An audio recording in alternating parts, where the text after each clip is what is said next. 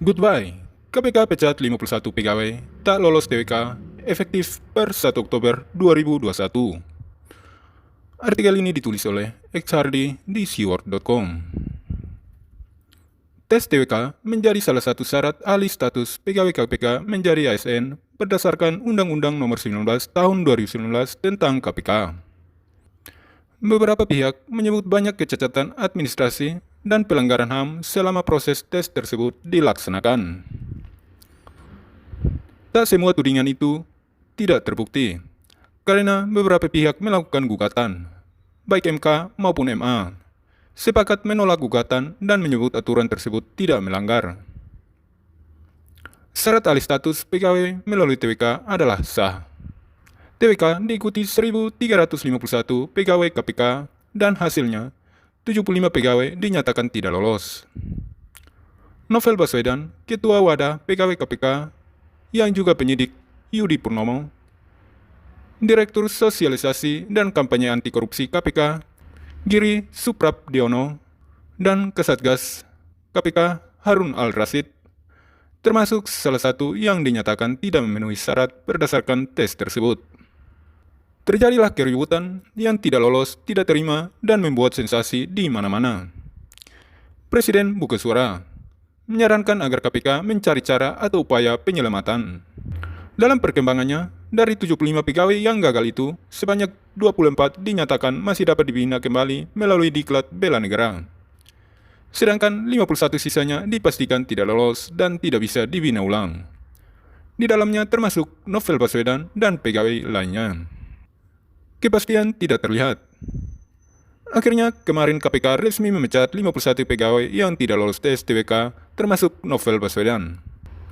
Pemberhentian tersebut berlaku efektif per 1 Oktober 2021 nanti. Kepada pegawai KPK yang dinyatakan tidak memenuhi syarat TMS dan tidak mengikuti pembinaan melalui Diklat Bela Negara, diberhentikan dengan hormat dari pegawai KPK. Kata Wakil Ketua KPK Alexander Marwata. Alexander mengatakan pemberhentian itu berdasarkan peraturan pemerintah PP Nomor 63 Tahun 2005 tentang Sistem Manajemen Sumber Daya Manusia KPK, Pasal 18 dan 19 Ayat 3 huruf D. Alasan pemberhentian karena tuntutan organisasi.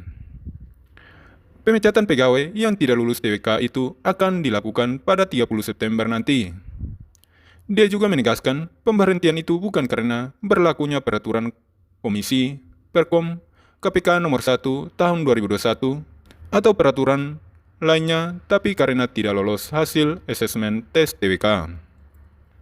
Seluruh pegawai KPK telah diberikan kesempatan yang sama untuk mengikuti proses peralihan menjadi ASN melalui TWK. Meskipun memiliki keterbatasan, telah berusia di atas 35 tahun atau pernah berhenti dari ASN, katanya. Keputusan pemberhentian tersebut diambil setelah dirampungkannya gugatan hukum terkait tes TWK serta dasar hukumnya di MK dan MA. Dia melanjutkan, peralihan status pegawai KPK itu juga telah merujuk pada Undang-Undang 19 tahun 2019. Akhirnya, drama dan kisruh panjang terkait tes TWK ini akan menemui endingnya. Semoga semuanya beres dan selesai, dan tidak ada yang kelompok yang menggoreng polemik ini. Masalah ini adalah hal biasa. Lulus dan gagal tes adalah hal yang pasti terjadi. Masalahnya, ada beberapa kelompok yang tidak terima dengan kegagalan tersebut dan memilih melakukan banyak cara hingga jadi sensasi besar. Anak Presiden Jokowi yang pernah ikut tes CPNS saja tidak lulus dan tidak pernah ada sensasi besar. Hanya ada kabar ketidaklulusan dan selesai sampai di situ. Tidak ada protes atau gugat hukum atau lapor kepada presiden. Simpel sebenarnya, tapi kalau mau dibikin ruwet, mereka yang gagal tes TWK KPK, inilah biang keroknya. Sebelumnya, Wakil Ketua KPK, Nurul Gufron, tak menyangkal masih ada pegawai KPK non-aktif yang melakukan perlawanan dalam TWK ini. Tapi ada juga pegawai lainnya yang meminta pertolongan. Artinya, mereka yang TMS tidak memenuhi syarat, kan ada macam-macam levelnya. Ada yang melawan, kemudian ada yang meminta tolong. Mungkin ada yang meminta tolong begitu. Mereka mungkin inisiasi di antara mereka sendiri. Itu mungkin, katanya. Maksudnya minta tolong dicarikan pekerjaan di luar KPK. Sebenarnya, alasan mereka sangat ngotot bertahan di KPK itu macam-macam. Ada yang takut kehilangan pekerjaan.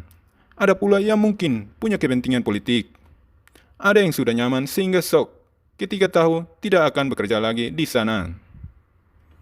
Yang jelas, gagal tetap gagal. Lebih baik terima kenyataan ketimbang cari sensasi dan bikin publik makin tidak simpati. Bagaimana menurut Anda?